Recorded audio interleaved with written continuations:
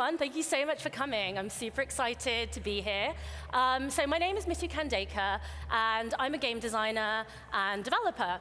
And before I delve too much into my work and the things I do, I just want to take a moment to speak to the question that a lot of people have asked throughout my career when they find out what I do, which is, how did you decide to get into game design?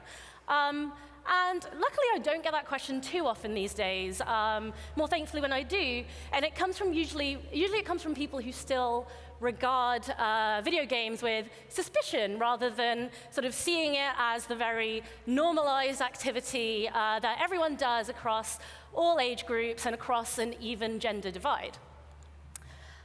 But really, the answer is as simple as this. I've been fascinated with video games since I was really young, ever since I had those stolen moments of playing on my uncle's Commodore 64, usually something like Paperboy, etc. And as soon as I figured out that making video games is a job that people actually do for a living, I was like, yeah, I want to do that. So I played all kinds of games growing up, all kinds of platforms, all kinds of genres, etc., etc. But when I was 15 or 16, there was a game that was released that I became absolutely obsessed with, EverQuest. Some of you may be familiar with it. If you're not familiar with it, EverQuest was special. It was a massively multiplayer online role-playing game. It was the first commercially successful 3D game of its kind. And what that meant was it was this big, pervasive world filled with tons and tons of real people. And having never played anything of the sort before, I kind of didn't know what to expect, right? So I could expect anything, basically. There was something that was really magical about it because I didn't really know where the boundaries were. Now, I want to reiterate, this is an old game, right? So this was pretty much 19 years ago.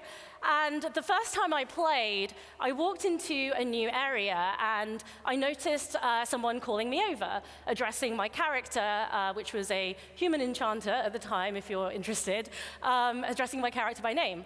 And at first, so I went over, and at first I thought it was another player, but immediately it became obvious that actually no, it was just a non-player character or NPC, specifically one who was there to sell me things, right? So sell items in the game, etc. The interesting thing about this particular interaction and interaction with NPCs in this game, though, is that it was via natural language, or at least some semblance of it. So when an NPC talked to you, it looked a little something like this. And I'm sort of paraphrasing here. So it said something like, "Hail, Kyria," which was the name of my first main in EverQuest. "Care to hear about my weapons?" And the first time you play, you're all enthusiastic, and you say something like, "Oh yeah, tell me more about these weapons." But the next time you happen across the NPC, you might say, you just type something like, "What weapons?" because they're kind of signposting there, right, what the relevant keyword is. And then eventually you wonder why you can't just type weapons. So while at the beginning, you might buy into the illusion that what you're doing is having an actual conversation with this character, once you actually figure out how things work, that illusion is kind of shattered, right? It's just looking for a couple of keywords. So our mental model for that interaction shifts from feeling like you're in this conversation, that you're actually being listened to something which feels a little bit more like just typing into a search engine. And that's a model which still kinds of exists, right? So instead of treating conversational AI as conversational, we'll often just basically order it around like we're typing things into a search engine. So, "Hey Siri, weather." It's currently partly cloudy and 23 degrees in Amsterdam. Okay, yeah. Temperatures are heading down. All right, we'll put that down. So Siri doesn't care if we're sort of talking in a complete sentence, if we're being polite or not. So anyway, just to backtrack. So as well as being a game designer and developer, I was also on the founding team of a company called Spirit AI, where we make tools which help you make rich, dynamic, conversational characters for video games or chatbots or beyond.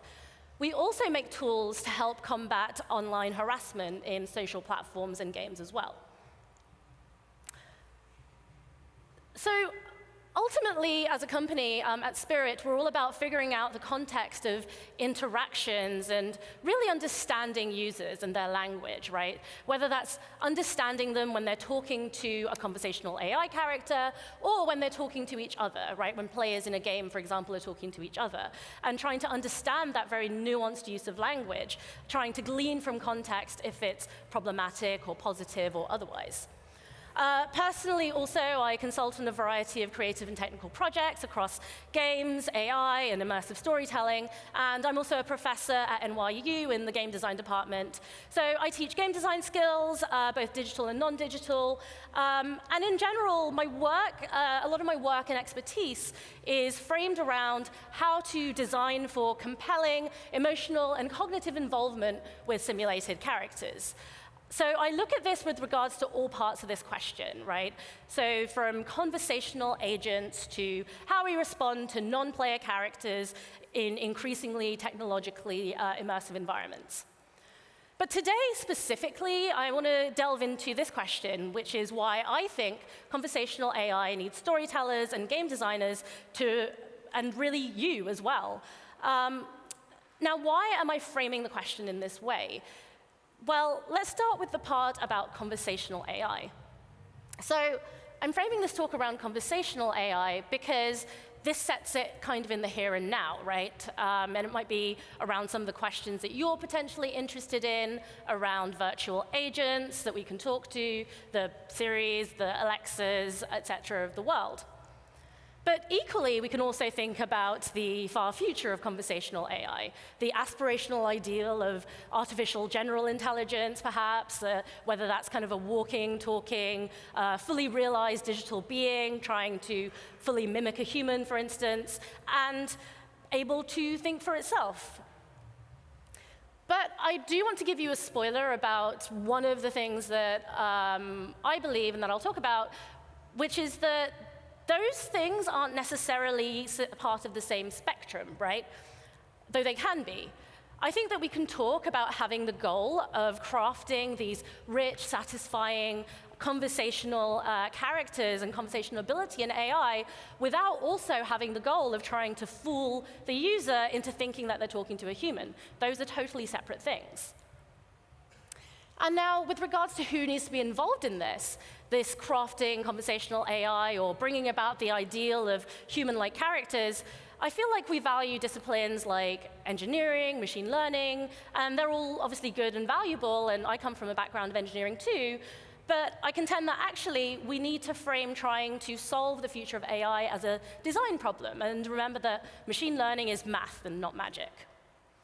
So all of the proliferation of virtual assistants, chatbots, and all the excitement around the future of AI marks the disappearance of interfaces into our everyday lives, right? So we want things to be as naturalistic as possible. We want fewer specific literacies that people need when they interact with our products or whatever it is. And so as part of that, we're moving towards representing our machines as conversational, whether that's human-like or not. And initially, when we're faced with a system whose limits we're not acutely aware of, we're willing to make allowances for it, right? We have this inclination to personify it. This type of buy-in that we have is known as the Eliza effect, which you might have heard of. It's named after Eliza, which was, of course, the first chatbot, which you're probably familiar with. So Eliza was, of course, a simulated therapist. But you may not know that she was actually created as kind of a joke or a sort of critique. And to the surprise and annoyance of its creator, Joseph Weizenbaum, he found that people were actually being confessional with Eliza, right? They were actually taking her seriously and treating her like a real person. So he noted, this is a quote from Weizenbaum, he noted that computers can induce this powerful delusional thinking in quite normal people, which is this observation that I love. And yet, on the other end of the spectrum, those who interacted with Eliza would actually fall into two possible categories, right? So there's the people who really bought in and really treated her like a real person, and then there's, on the other end of the spectrum, people who specifically tried to break her, right, to find her edges. And there's no surprise, perhaps, that gamers, people who play a lot of video games, tend to fall into that category. So that brings us to our first insight from game design. When we feel like a conversational AI isn't really understanding us or is just responding to us on a very superficial level, such as just picking up on keywords, we have less of a sense of what we call agency. Now, in the common parlance, agency, we use agency to mean we have control over a situation, right? So we have agency over something. But there's a more specific game design definition, which I quite like and is my go-to definition, which is one that was defined in a really good paper from an academic game conference called DIGRA in 2009, where they specifically define agency as being when the actions that players desire are among those they can take as supported by an underlying computational model. So our job as designers, whether we're game designers or UX designers, or anyone who builds or creates systems for people to interact with, is to communicate that underlying computational model. One really easy way to communicate an underlying computational model is to provide a one-to-one mapping with something that we already know how to do in real life. So one really good example is racing games, right, or driving games. So driving is probably one of the most relatable things that we can do in a video game, because most of us know how to drive. Like, even if we don't have our license, we have some idea of how a car works, right? So this means that when we play racing games, like, we expect to be able to do certain things. We expect to be able to accelerate, to turn, to brake, et cetera, et cetera. And that applies even if we're using like a classic controller. That's not even getting into using like plastic steering peripherals, et cetera. And in theory, this is how conversational AI should work too. One thing that we all kind of have some idea of as people is how to engage in conversations with other human beings, right? And of course, not everybody's ideas of that are always the same or as well thought out as others, but nevertheless, we all have some kind of mental model of what it is to interact with other people. We're kind of effectively social beings. So this is something that we can leverage to ensure that our expectations for conversation that we are bringing in from the real world are being met. I contend that users who found Eliza particularly convincing and brought into sort of interacting with her and treating her like a real therapist did so because actually of the fictional framing that was provided around her being a therapist, right? And that fictional framing was actually supported by the underlying computational model of Eliza. So what she would do is ask questions like this. She would repeat back to you things that you'd already said, which is actually how that particular model of therapy works, right? The thing about buying into the fictional framing of an AI agent is important. So as I said earlier, even when we're aspiring towards crafting rich conversational ability in AI, that's not necessarily the same as trying to fool a user into thinking that they're talking to a real human.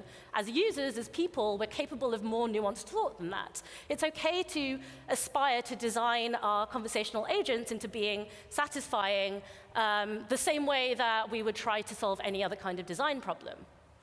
So the user can have a kind of willing suspension of disbelief underscored by knowing that what they're doing is interacting with an AI. In many ways, we can think of conversational AI as kind of fictional entities. And so our engagement with them is a kind of fiction as well. And that's something that actually we can bring in from, again, storytelling, from game design. The idea of the magic circle is one that exists in game design, right? So when we're playing, we're buying into the rules of a game. We're sort of suspending the outside world, and we're saying, yes, this is the thing I'm doing. I'm accepting the fictional boundaries of this thing that I'm in. And we do that because keeping up that pretense is actually more compelling for us than not doing it, right? Like, you're no fun if you're like, no, this isn't really a dragon, like, I refuse to believe that. It's actually just more compelling to buy into the fiction. Just as a side note, by the way, this is kind of one of the reasons why the Turing test kind of needs to stop being in public consciousness, right, as the thing that defines the success or otherwise of an AI agent. There's lots of reasons for that. Now, I won't explain, obviously, what the Turing test is. I'm sure you're very, very familiar with it. But one thing that perhaps not everyone might know about the Turing test is it actually comes from an interesting and problematic background. So it was devised, of course, by Alan Turing. And he was inspired by a Victorian parlor game, which existed, in which a man and a woman would sit in seclusion in a separate room and answer questions on paper. And then the other player or players, so the evaluator in this case, would try to guess the gender of the two people. As described by Turing, the two players are each trying to get the evaluator to guess which one of them is the woman. So the man wins if he is more convincingly sort of simulating a woman through writing than the person who is the woman, and the woman wins if she is correctly guessed as the woman.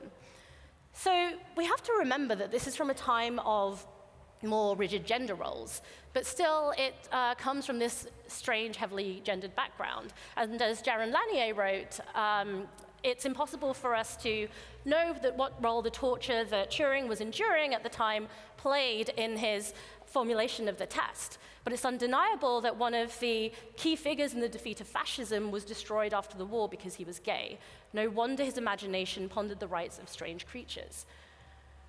So going back, though, to our ideas of how conversations work and what expectations we have for rich, dynamic conversational systems, when we talk to each other person to person, in addition to just kind of the facts we're conveying to each other, so we're not listening out for just keywords, right, when we're communicating. There's actually all kinds of channels of communication that are happening.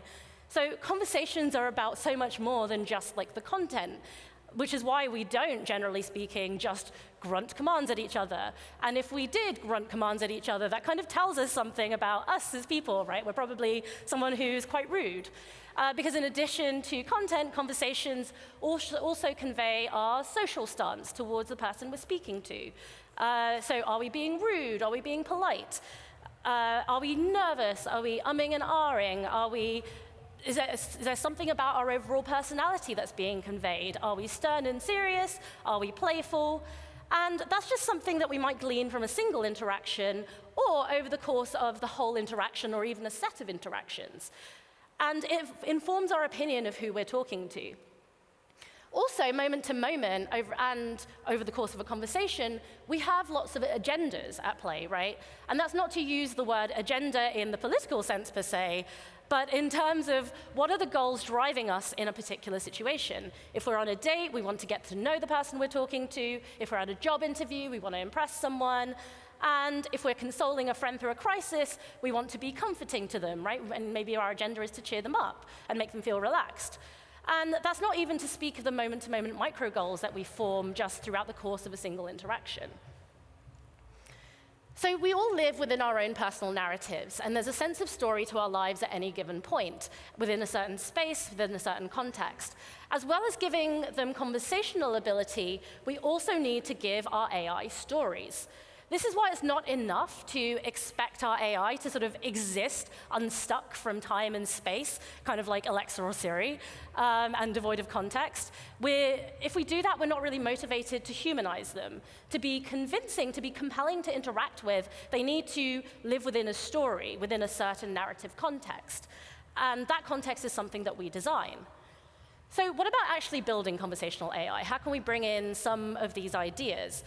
So this is a link to an article that was posted on Chatbots Life. And what this does is just kind of group the different approaches that exist to building chatbots. So we can see at the bottom here, these bottom two, there's rule-based, there's smart machines, generative-based. And so these are the two we're interested in. The top one on the top right there is sort of solving the challenge of general intelligence. So we'll ignore that one for now. So one is generative, and what that means is that allows for richer conversations, because that's bringing in room for bringing in context, right? Recognizing context. It's not just picking a response from a set of possible responses.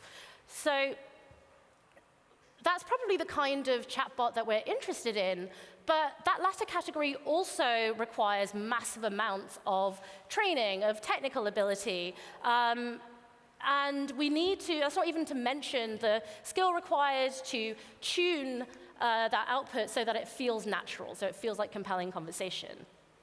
So at Spirit AI, we have 2 goals when it comes to our character engine system. We wanted to make it way easier than that, to be able to craft these autonomous characters. And what we wanted to also do was make sure that that users can do that through a system which produces really rich, really compelling output, right? So Character Engine is an authoring tool and an SDK with integrations for Unity or Unreal or for your own system. So through this authoring tool, writers are able to create characters who are able to autonomously respond to players, whether that's in a fully fledged VR environment or whether it's just through like a web interface. And they can respond to gestures, they can respond to all of those channels of information that we were talking about. And so characters have a memory of where a conversation has gone so far. They know what they want to say from their particular possible narrative space that they exist in. And they can draw dynamically from those, so they can improvise within the narrative space that has been defined for them. So they actually have 2 sources of information. So one is their sort of narrative space, and the other is sort of a knowledge model-driven space. So they can draw from a structured database and generate sentences based on just facts that they know. So that's really helpful if you're doing things like pulling in structured information like weather data, and you can have your characters talk about that. So that's useful if you want to produce like a helpful virtual assistant for some kind of outdoor venue. So Character Engine can drive characters in all kinds of situations. Very quickly, here's an in-house demo that I'll just leave playing without the audio on. This was actually made by the Spirit AI team earlier this year. And this is kind of showing through this Westworld-like interface the sort of moment-to-moment decisions that a character is making about what to sort of say next, right? And so they have to communicate the social context that's going on right now as they're speaking, the sort of information that they need to convey, etc. So all of this is because you want the feeling that, as the player, you have agency, right? That the character is really responding to you and understands you. There are all kinds of other scenarios, too, where Character Engine can and has been used. This is a short snippet of a video from one of our partners, Deutsche Telekom, where they won an Innovation Jam competition at Airbus, where they created this AR character who was driven using Character Engine. And also, it doesn't just have to apply to sort of 3D avatars. You can make all kinds of things. Like here's a 2D AR character, and this is a screenshot from a game that I worked on a few years ago, which I'm now updating to use Character Engine, so you can sort of speak to this sort of simulated space station full of characters in natural language. So again, to reiterate, there's all kinds of contexts where Character Engine can be used. If we go back to this idea of agency, we want the user's mental model of conversation to be supported. But we also want to teach them how to interact with the system. So that's why that rich conversational ability is important. When we're supporting the underlying mental model that people have of conversations, these interfaces become fun, and they become satisfying to interact with. And we kind of avoid this situation, right? Conversational agents, which are the equivalent of a Google search. And that's especially important because this brings me back to today's conversational agents, right? It's not a new topic of conversation, and lots of people have made the observation that lots of these agents are by default gendered female. And that's a problem when we're treating them like Google search, because as Ian Bogost said in an article in the Atlantic a few months ago, at no point would you be tempted to call Google search a bitch for failing to serve up the right knowledge at whim. So there's lots of interest in that topic of conversational agents which do or do not respond to abuse. It's hard not to see a parallel between the sort of gendered history of like the Turing test, for instance, and some of what's going on here. But hopefully we've reached a point where we do realize that pushing back against abuse is actually really important. And it's no accident that a separate but related problem we work on at Spirit AI, as I mentioned, is one about trying to respond to harassment and trying to recognize abuse in all the sort of nuanced ways in which it exists. So if you think about an online conversation, whether it's within a game or otherwise, if my best friend calls me a name, I might be okay with it because I know her, but I wouldn't be okay with that same insult coming from a total stranger. So again, language is really difficult and conversation is very nuanced. So understanding abuse is important, both between real people and simulated people. And so at Spirit, the R&D we do kind of applies across both products.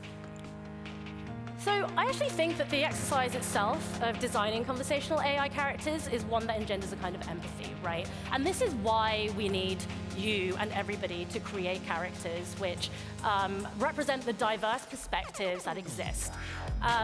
So I'll skip that slide. This is why I think that AI bot authoring literacy is actually the next important digital literacy for our age, right? So everybody being able to create conversational agents is super, super important. So this is why conversational AI needs storytellers and game designers and you. Thank you very much.